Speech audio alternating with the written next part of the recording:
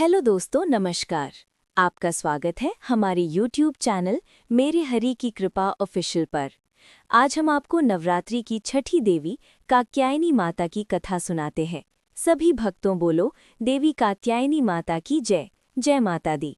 नवदुर्गा के 9 स्वरूपों में से देवी के छठे स्वरूप को देवी कात्यायनी के नाम से पूजा जाता है। माता कात्यायनी की पूजा नवरात्रि के छठे दिन यानी षष्ठी को बड़े धूमधाम से की जाती है। देवी की महिमा को लेकर 2 कथाएं हिंदू धर्म में अत्यंत प्रचलित हैं। देवी के इस स्वरूप की महात्म्य कथा ऋषि कात्यायन से जुड़ी होने के कारण उनका नाम कात्यायनी पड़ा। वहीं देवी कात्यायनी की महिमा कथा दुराचारी महिषासुर के वध से भी जुड़ी हुई है। आइए जानते हैं कथा। देवी कात्यायनी का स्वरूप अत्यंत उज्ज्वल और ज्योतिर्मय है। इस स्वरूप में देवी की 4 भुजाएं हैं। इनमें से दाईं तरफ की ऊपर वाली भुजा अभय मुद्रा में है और नीचे वाली भुजा वर मुद्रा में। वहीं बाईं तरफ की नीचे वाली भुजा में तलवार और ऊपर वाली भुजा में कमल का पुष्प सुसज्जित है। देवी कात्यायनी का वाहन सिंह है। देवी कात्यायनी की कथा का उल्लेख देवी भागवत, महात्म्य और मार्कंडेय पुराण में मिलता है। पुराणों में निहित कथाओं के अनुसार कथ नाम के एक प्रसिद्ध महर्षि हुआ करते थे। उनके पुत्र का नाम ऋषि कात्य था। आगे जाकर ऋषि कात्य के गोत्र में महर्षि कात्यायन का जन्म हुआ और ऋषि अपने तप के कारण विश्व प्रसिद्ध हुए। महर्षि कात्यायन की इच्छा थी कि देवी भगवती उनके घर पुत्री रूप में जन्म ले, इसलिए उन्होंने कई वर्षों तक देवी भगवती की कठोर तपस्या भी की। मान्यता है कि ऋषि कात्यायन की ऐसी एकनिष्ठ तपस्या से प्रसन्न होकर देवी भगवती ने तब उनकी इच्छा का मान रखते हुए उनके घर पर जन्म लिया। ऋषि कात्यायन की पुत्री होने के कारण ही देवी भगवती देवी कात्यायनी कहलाईं। महर्षि कात्यायन ने बड़े प्रेम से देवी कात्यायनी का पालन पोषण किया था। कुछ समय पश्चात पृथ्वी पर दुराचारी महिषासुर का उपद्रव सारी सीमाएं लांघ रहा था। महिषासुर को ये वरदान मिला हुआ था कि कोई भी पुरुष कभी उसे पराजित या उसका अंत नहीं कर पाएगा, इसलिए उसे किसी का डर नहीं था और देखते ही देखते उसने देवलोक पर भी अपना कब्जा कर लिया था। तब भगवान विष्णु, प्रजापति ब्रह्मा और देवाधिदेव महादेव ने उसका विनाश करने के लिए अपने अपने तेज से मिलित एक देवी को उत्पन्न किया। मान्यता है कि महर्षि कात्यायन ने ही इस देवी की सर्वप्रथम विधिवत पूजा की थी, इसलिए देवी को कात्यायनी के नाम से जाना गया।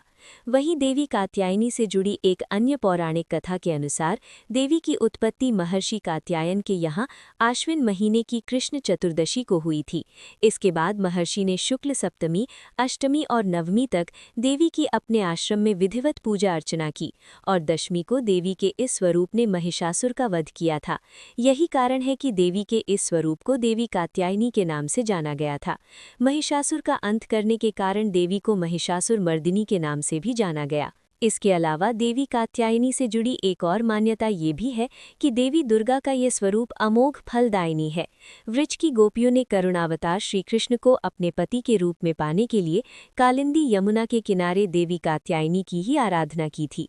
इसी कारण वर्तमान में भी देवी कात्यायनी समस्त वृजमंडल की अधिष्ठात्री देवी के रूप में प्रतिष्ठित हैं। स्कंद पुराण में देवी कात्यायनी के बारे में ये उल्लेख भी मिलता है कि उनकी उत्पत्ति परमेश्वर के सांसारिक क्रोध से हुई थी। नवरात्रि के छठे दिन देवी दुर्गा के इस स्वरूप की पूजा का काफी महत्व है।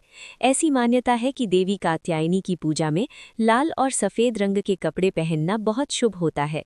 मान्यता तो ये भी है कि मां कात्यायनी के चरणों में अपना सब कुछ समर्पित करते हुए उनकी आराधना करने वाले भक्तों को उनके दर्शन प्राप्त हो जाते हैं। देवी के इस स्वरूप के पूजन से भक्तों में एक अद्भुत शक्ति का संचार होता है। देवी कात्यायनी का ध्यान गोधूली बेला में किया जाना चाहिए। ओमकार के जैसे निर्विकार स्वरूप वाली देवी कात्यायनी की कृपा व शुभ दृष्टि हम पर बनी रहे, हम उन्हें बारंबार नमस्कार करते हैं। ऐसी मान्यता है कि देवी कात्यायनी को शहद अत्यंत प्रिय है, इसलिए नवरात्रि के छठे दिन देवी कात्यायनी की पूजा में शहद या शहद से बनी चीज़ों का भोग लगाना चाहिए। देवी कात्यायनी के विधिवत पूजन के पश्चात महादेव की भी पूजा करने की मान्यता है। देवी दुर्गा के कात्यायनी अवतार की कथा हमें ये सीख देती है कि अगर भक्ति और संकल्प संकल्प सच्चा हो तो परम प्रकृति की कृपा सदैव बनी रहती है। जिस प्रकार महर्षि कात्यायन के एकनिष्ठ तपस्या से प्रसन्न होकर देवी दुर्गा ने उनकी इच्छा और तपस्या का मान रखा, ठीक उसी प्रकार मनुष्य को भी अपनी भक्ति, निष्ठा और संकल्प के पथ पर अविचल रहना चाहिए। सभी वैष्णव भक्तों बोलो देवी कात्यायनी माता की जय। जय माता दी।